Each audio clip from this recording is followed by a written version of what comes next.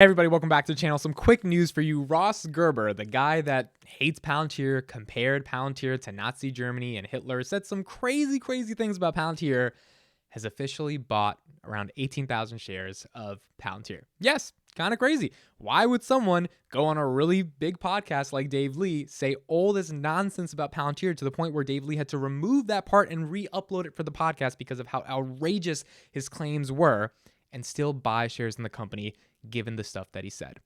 Well, let's take a look. So here we're on Twitter. This is a good account for a Palantir for anyone who's on Twitter, TJ Evans. He uncovers a lot of the financial stuff, and he shows Palantir some interesting 13F filings as we approach the fourth quarter deadline, such as the Bank of Montreal reporting a 600% increase of their holdings to 10 million shares.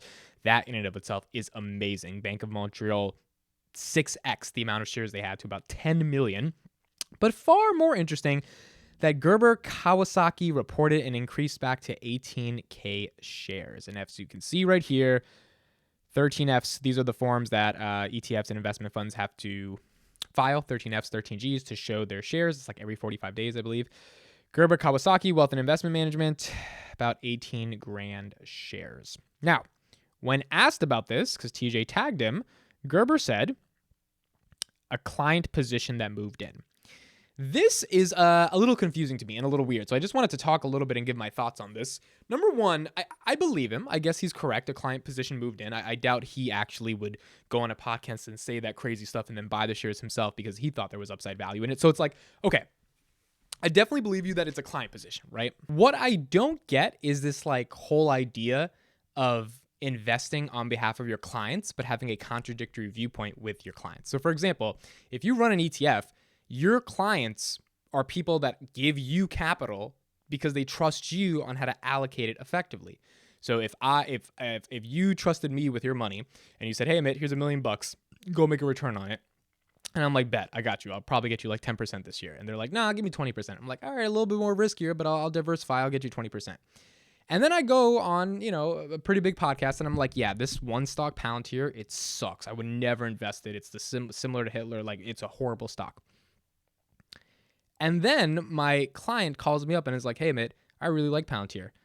And I'm like, "Well, I recommend not buying it because it's like similar to like really, really bad people." And they're like, "No, go buy it." I mean, like, it's kind of crazy it shows me, I think this is what happened.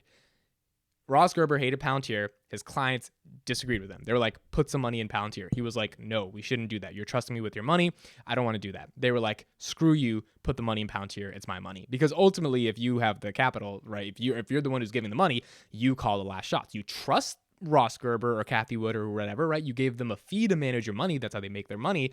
But at the end of the day, it's still your call, right? And you just have to have a lot of trust. So the Kathy Wood investors, they have a lot of trust in ARK and Kathy that she's going to get them through this tough time, even though they're down more than 40%, the average ARK investor. But they trust in her. Apparently, I would assume, given how this business model works, this client did not trust Ross Gerber. Because when you say a client position that moved in, that means it's your ETF and your client specifically wanted 18,000 shares. So on their behalf, you had to buy 18,000 shares for them. So what does it say for you as an investor who goes on YouTube and spouts all this ignorance about Palantir and then has to do the exact opposite of what you say, which is buy the stock, this for-profit CIA, because your clients disagree with you? Either your clients are crazy and they're giving you the money, so it seems like they probably have a lot more money, right? They've done a lot of things to get that money, so it seems like they're probably not that crazy. Or you just made a mistake and you're not willing to admit it.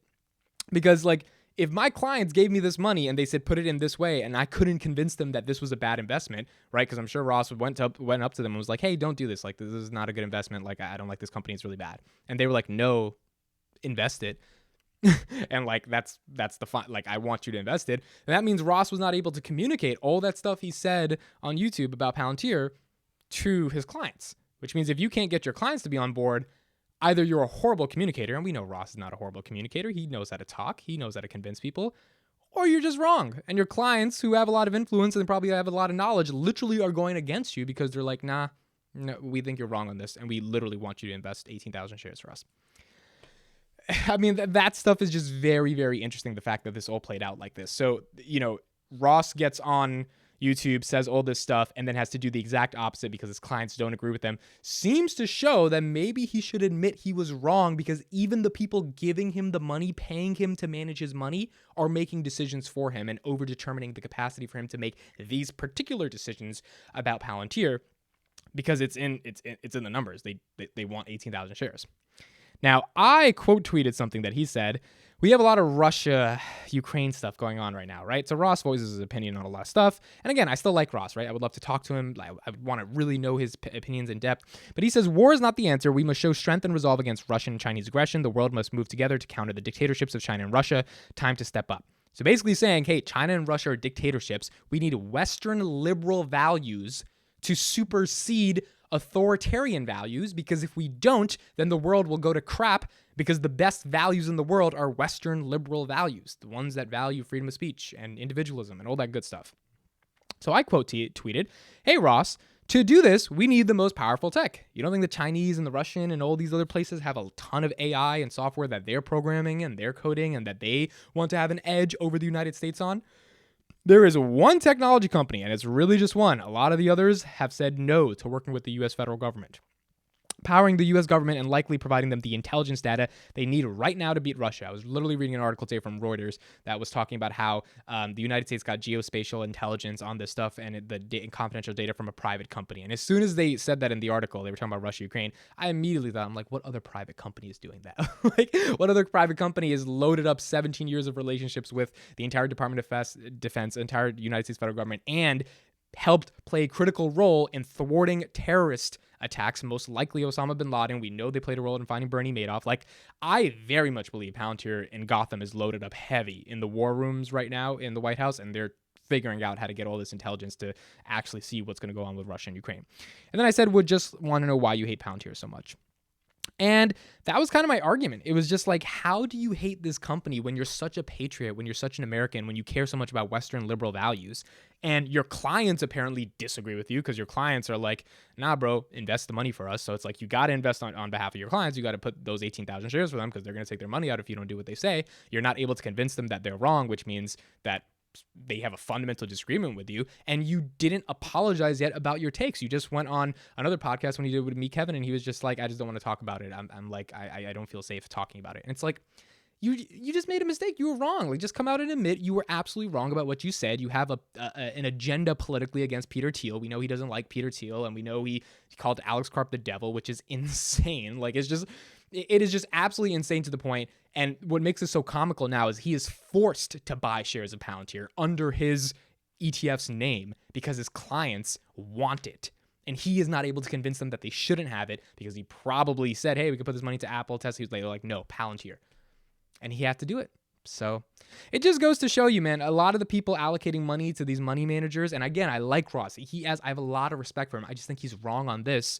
They may know something more about Palantir, and they may want to get in on the action.